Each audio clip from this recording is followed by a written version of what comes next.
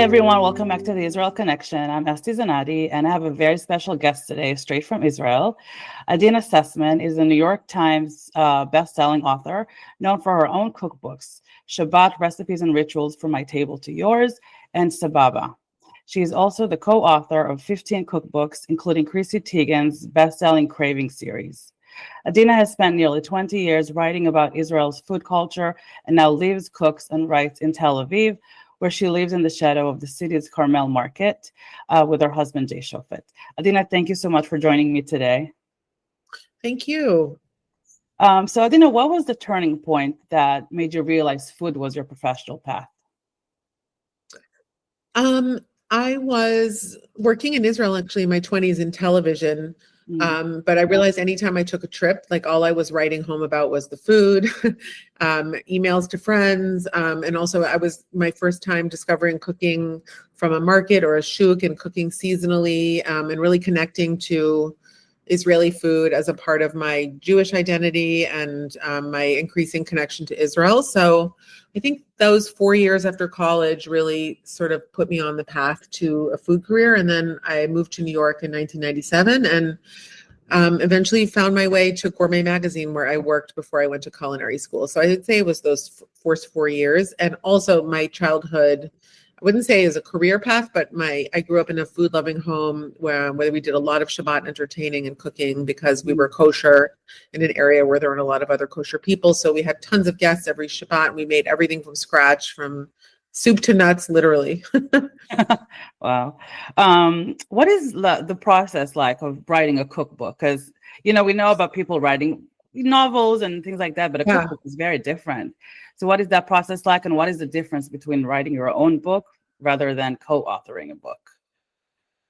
Interestingly, I think there are actually a lot of similarities between a good cookbook and a good novel. I think both of them have a narrative arc. And I think the cookbooks that people tend to turn to again and again don't just have good recipes, because we know you can find recipes online now and from different sources. It's really the story and the person behind the recipes and, the world that they're bringing you into and compelling you to follow and share is what I think keeps people going. And, my books like Sababa was the story of my absorption, my klita into Israeli culture through the lens of food, and using the shuk as a big character, actually, and all the people that I met and the stories that I got to tell.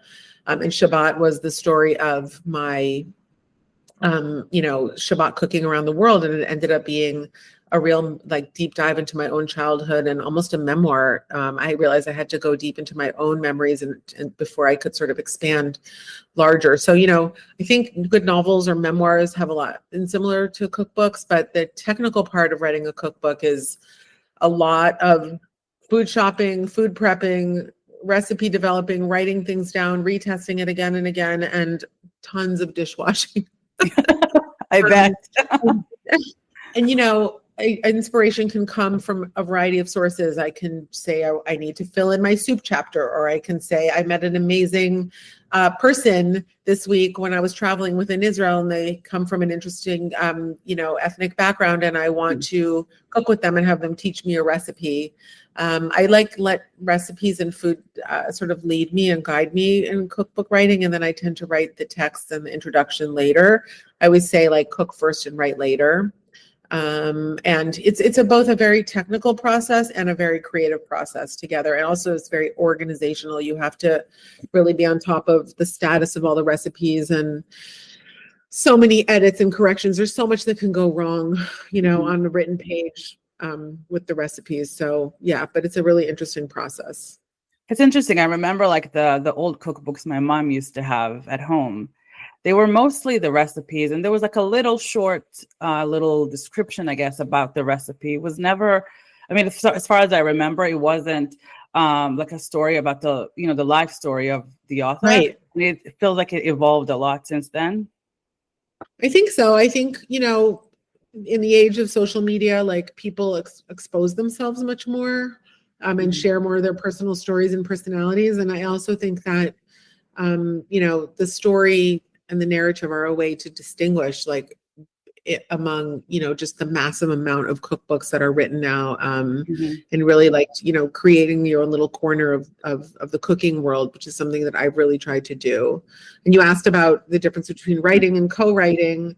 When you're co-authoring a book, you're trying to really assume the culinary and literary identity of someone else. Like, your job is to really assume their voice, get into their cooking brain and their life brain and writing. And it's a really satisfying process for me. Writing my own books was something that came out of my move to Israel when I met my husband and, found myself living in Israel, but I was co-authoring cookbooks and loving it. And I found the challenge of, nailing someone else's voice, both in the kitchen and on the page, was like something that I'd love to do. I'm a bit of a people pleaser, and I'm also I love to collaborate and help someone else bring their vision to life. But so writing my own books was the process was stepping out. Like, the great thing about writing someone else's book is once the book is written, it's theirs to promote and stand in front of. And I was behind the scenes. And once you write your own book, you really have to stand behind every page and every thought and every recipe, and step out of the shadows. And you're responsible for raising this baby, basically. Yeah, your baby. Yeah. My baby, and I'm not a handmaid anymore. I'm the mother. Yes. So how do you come up with the recipes? Because I've been following you on social media, and I've seen all the amazing things that you cook, and it always looks so good. And I wish I could smell it, through the screen. Yeah. So what is that process like? It's a lot of it is based on what's seasonal in the shuk. I walk in the shuk. I talk with different people about what they're cooking. I eat at restaurants. In Israel, especially, the food scene is amazing and it really inspires me. I try and focus on I'm not very into internet trend recipes or TikTok type recipes. I try and create what I call forever recipes, like things that people are really going to make and turn to again and again, even if it's on social media and not in a cookbook. And yeah, I'd say it's really inspired by seasonality, locality, and also the Jewish holiday calendar a lot of the time, what's coming up. Last year I had a sheet pan latke that went viral. You never know what's going to resonate with people and why. You could think you have great ideas and they can land in some kind of an internet echo chamber, and then you could post something that you feel is maybe less compelling or original, and then people go bonkers for it. And that's both the delightful and maddening thing about social media. Yeah, I guess you release things based on your taste. You think this is a really good thing, and sometimes we don't know what the people out there look for. And also, I think the internet is a very democratic place. I mean, if your content is getting the same amount of views as other people's, it's actually very, I wouldn't say humbling, but very truthful. I could have an idea that I think is great. That happens in my cookbooks as well. I send all my recipes out to multiple home testers and professional tester to pay them to test the recipes. And, I could be really jazzed in an idea, but if 2 of the 3 people come back and be like, it's just okay, I'm not putting that in my book. I'm trusting the process, and, I cook for you, not for me. Ultimately, the idea is that you are going to use as many recipes. Ultimately, I think people usually find we flip through a book and maybe there are 10 or 15 recipes that really jump out at you that you want to try. Having 100 recipes that you want to try is I think unrealistic. I mean, there are some people who cook their way through my books from start to finish, which is really cool. That's amazing. I wish I had the energy to do that stuff. Yeah. So how did living near the shuk, and I've seen your videos, and I know you visit the shuk quite a lot, the shuk Carmel. Oh yes. How has that influence your cuisine, the things that you've been doing recently? Yeah, I mean, I don't go to the supermarket. The shuk is my supermarket. There aren't even really any supermarkets in my neighborhood. There are makolot, which mini markets and smaller supermarkets, which are very common in Israel and very well stocked. It's not like going to a 7-Eleven in the States. It's really a serious market. But But, for me, the shuk is about stories. It's about people who have had 3 or 4 generation businesses. It's about the rhythms of the different holiday calendars, be they Jewish, Muslim, Coptic Christian, whatever, all the different people that work in the shuk and the days that they're not there and why. And, it's a really fascinating place and process. I'm just going to I got to charge my computer. Just hang on one second. Okay. So the shuk to me is about stories and the people behind them. And, when I first moved here, I started asking a lot of questions of people. How long have you worked here? What generation is your business? Where are you from?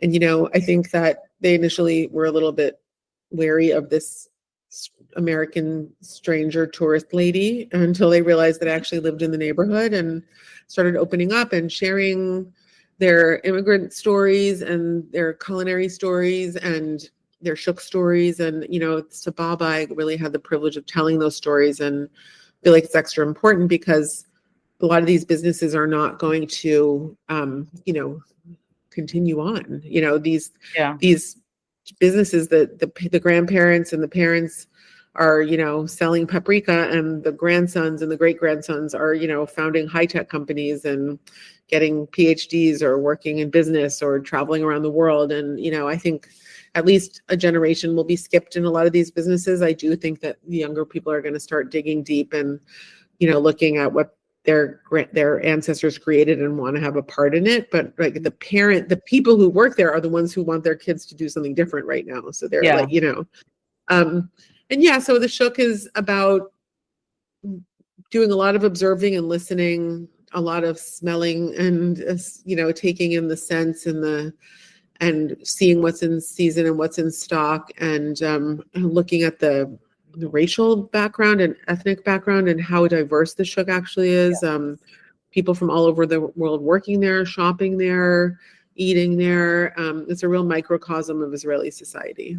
It is. So, Israeli society is built with people from different backgrounds that come from different countries.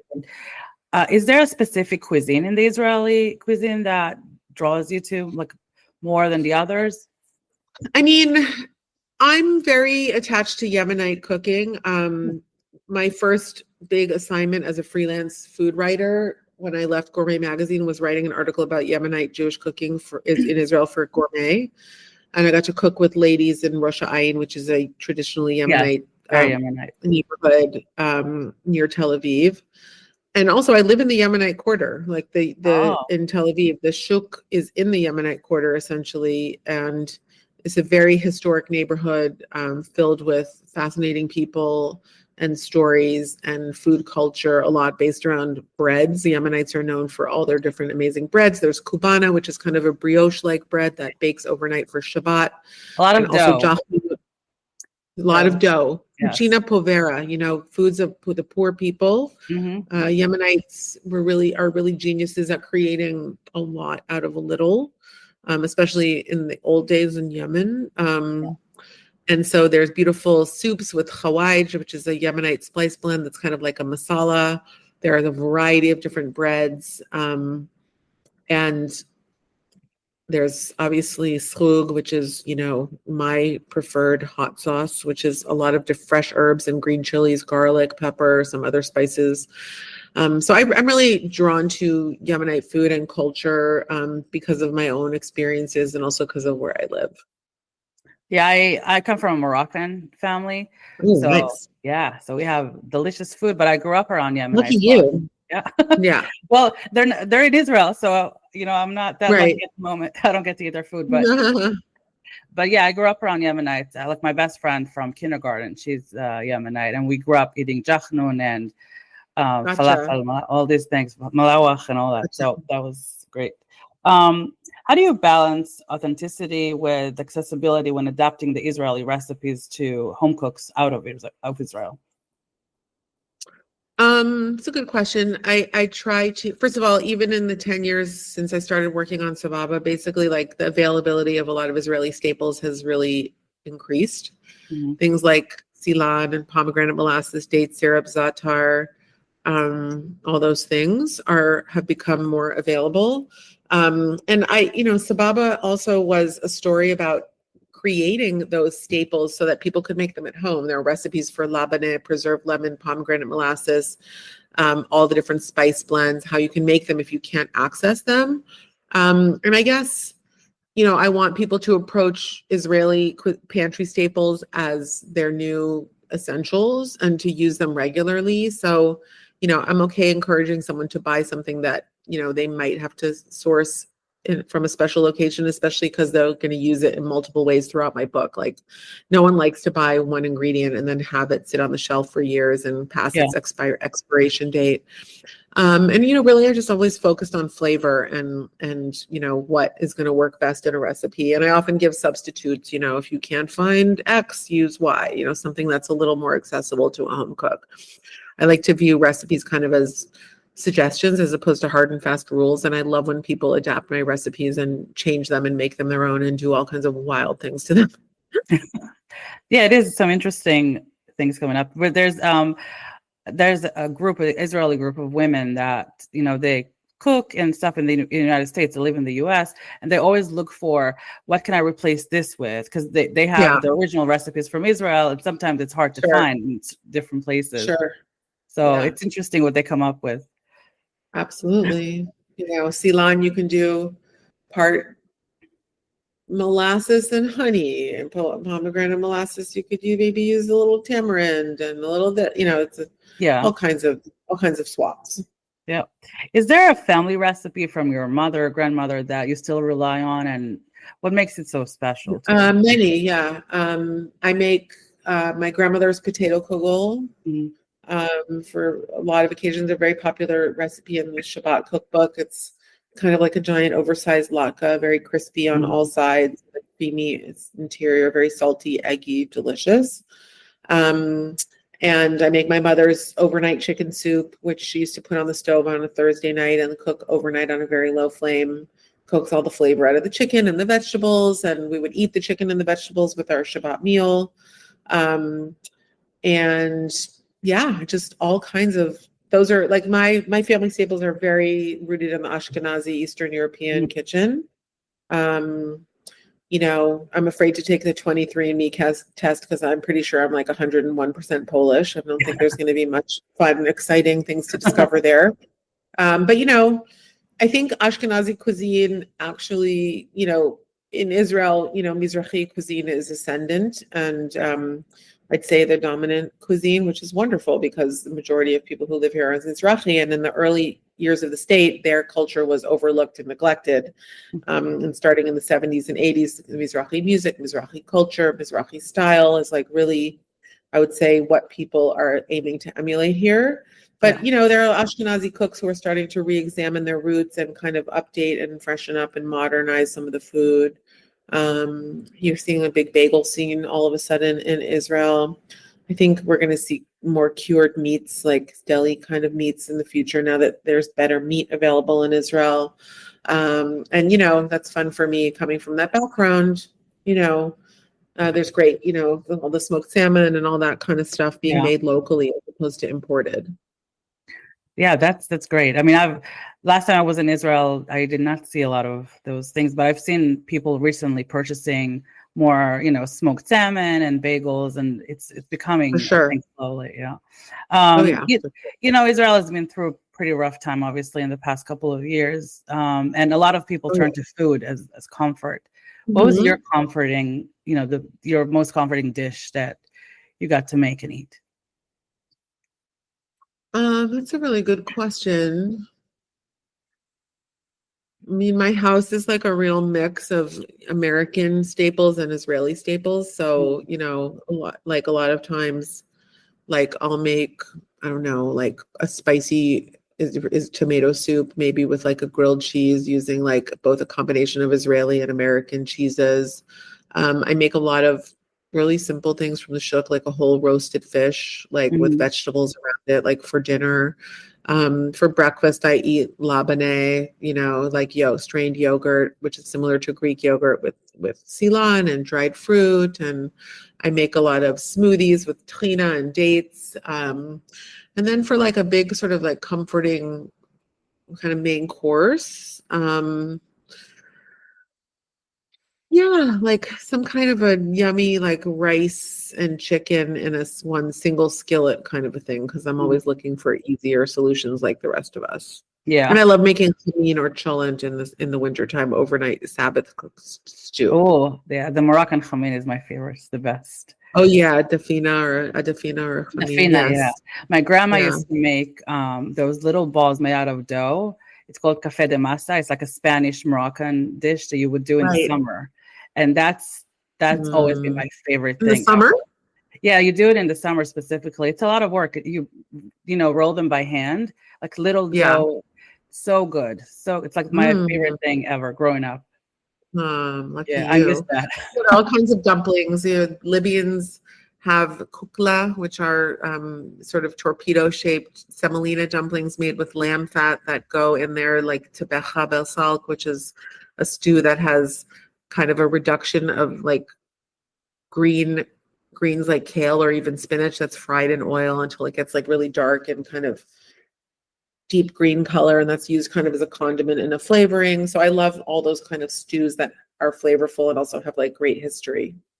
Yeah, there's a lot of good stuff out there. For sure. Yeah. What is the single most important piece of advice that you would give an aspiring cookbook author? Um, Try and meet or talk to other writers that you admire, and ask them for advice. You know, try and develop like a very strong voice when you're creating recipes and content these days for social media. But I think really like giving people value with the recipes. Make sure also your recipes are like very well tested and very sound technically, because I really feel like ultimately that's what a cookbook is meant to do, is provide useful, serviceable recipes that you can depend on.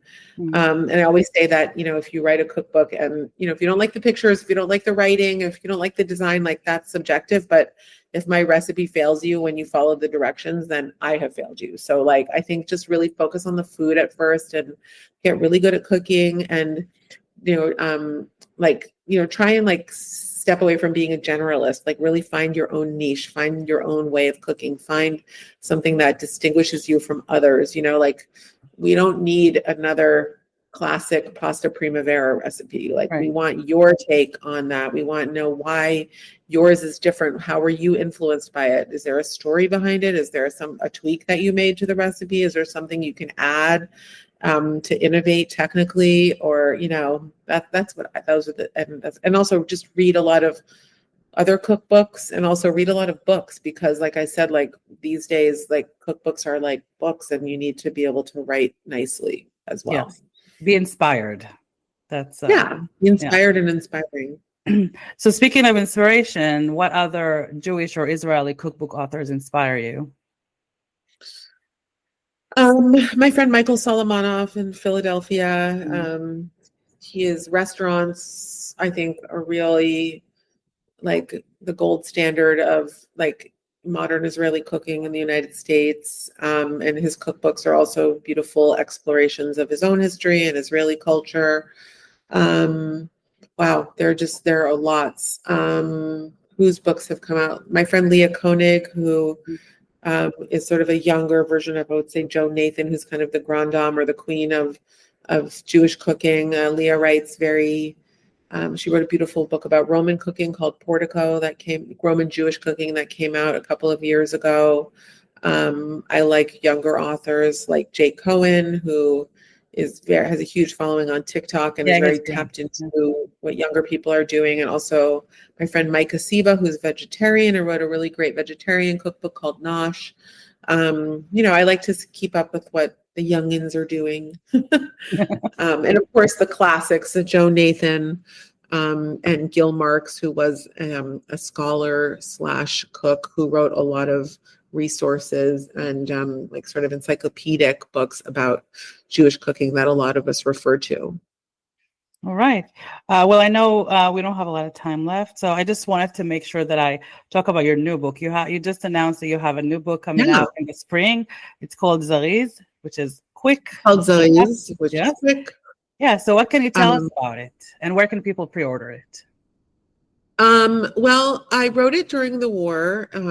After October 7th, I was on book tour for my Shabbat cookbook, and I came back to Israel, and I was feeling pretty down in the dumps. And I realized that like I needed simpler cooking in complicated times. Like I wanted really flavorful, good food that had a lot of impact, but maybe a few less steps or a few less dishes. And I didn't have the headspace that I normally have. And my cooking in general is veering towards the more simple in certain ways. So it's 100 recipes, each fits on one page and has a photo next to it.